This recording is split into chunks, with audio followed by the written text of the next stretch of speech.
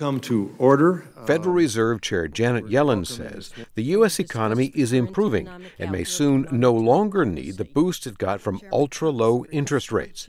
She told a key congressional committee Thursday higher rates may come relatively soon, but will be imposed gradually. The case for an increase in the target range had continued to strengthen.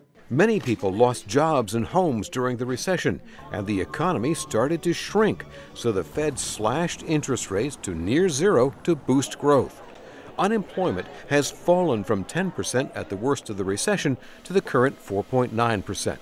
Low interest rates help employment, but also risk sparking damaging inflation. The Fed raised rates slightly last December, and many investors expect another increase next month. Yellen says keeping rates too low for too long could encourage risky investments and undermine financial stability. If rates are kept too low, inflation might rise sharply and force the Fed to slam the brakes on the economy by quickly raising interest rates and disrupting plans by businesses and investors. Were the FOMC to delay increases in the federal funds rate for too long, it could end up having to tighten policy relatively abruptly. President-elect Donald Trump proposes cutting taxes and increasing spending on road projects and the military in a bid to boost employment. Critics say it might also boost inflation.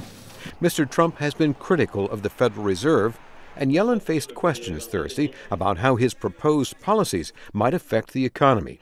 Yellen said Fed officials will wait and see. When there is greater clarity about the economic policies that might be put into effect, the committee will have to factor those assessments of their impacts on employment and inflation and perhaps adjust our outlook depending on what happens. Yellen said in the meantime, the job market still has room for improvement, particularly for African Americans and Hispanics.